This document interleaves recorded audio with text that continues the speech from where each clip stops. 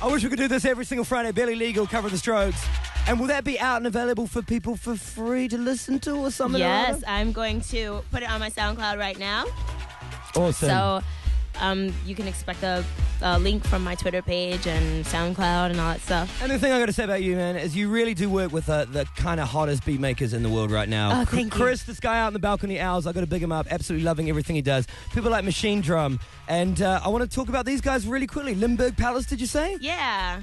I like their vibe. All right, Azealia Banks joining us in the studio this morning. After the break, we got the news and then a little bit more. I want to talk about the new album and a couple of other exciting things happening in the world of Azealia Banks right now. Georgia FM Breakfast, special guest, Azealia Banks this morning. We've also got something to play you. Oh, yeah. Could be kind of interesting. Yeah. I think you'll find it kind of interesting. Inspired by. Okay. Coming up after the break. Azealia Banks, one more time. Good morning. Welcome to New Zealand. So good to have you here. Good morning, New Zealand. So, look, got to ask the question. We're pretty excited about the debut album, Broke with Expensive Taste. Do we have a kind of potential date for that roundabout? See, this is the thing. Like, I can't, do that anymore, because it's like, if I have it my way, y'all have all the music, as soon as it's, every time I finish a song, you guys all have it. But, yeah, no, I got the release date for this single, which means that the album's definitely coming within the next 2-3 months. So we will have an album in the summer. And is it kind of that thing as well, if you find yourself on a radio station anywhere in the world and you say, yeah, guys, I think it's going to be this date. Next thing you know, Enemy and Pitchfork are saying, Azealia Banks announces album. It's like... Exactly, and then it's just freak,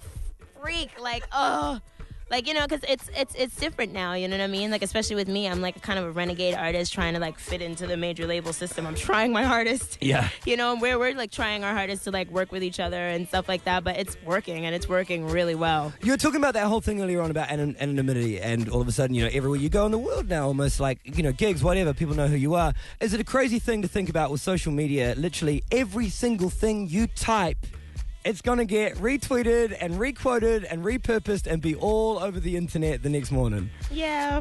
I mean, it is crazy, but it's kind of just I'm over it now. It's you know what I mean? I don't know. I feel like the media is more interested in the bad things I say than the good things I say. Yeah. So it's just whatever. Well, looking forward to the music than the talking, man. Broke with Expensive Taste, the brand new album. It's kind of funny. We were talking off air about this before.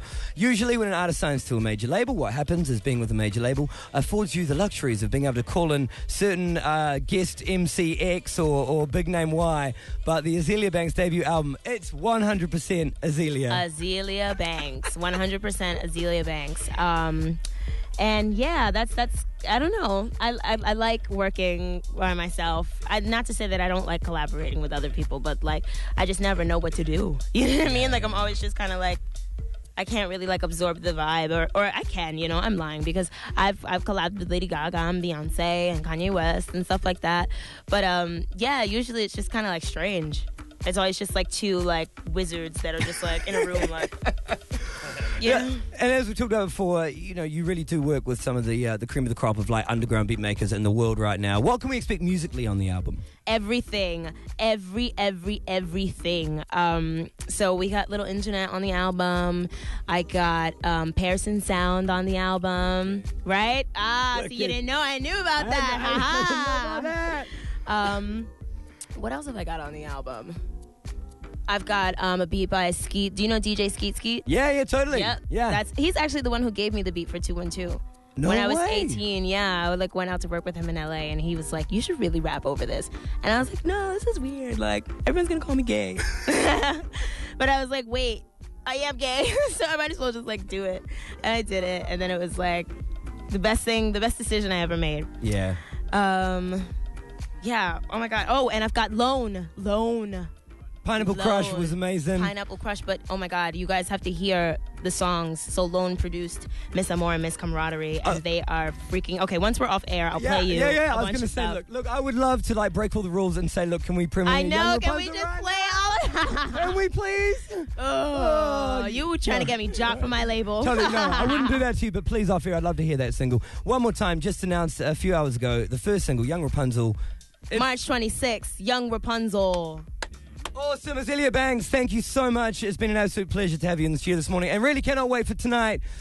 Do we know what time you're hitting the stage? Do we have a time? I think 9:40, 9:30. 9:40, awesome. So can't wait. Welcome to New Zealand, and let's hope we see you back here again soon. Thank you. All right, we're going to round things off with a little something inspired by your good self, actually. 3 of the biggest MCs in New Zealand came up to our Friday show last year and did this like impromptu thing on the spot, which was largely inspired by 212. So we gave them a series of 3 beats, one of them, of course, being the beat made infamous in 212, and this is what happened. It's the George FM Breakfast Dirty Freestyle. Azealia Banks, thank you so much. Thank you.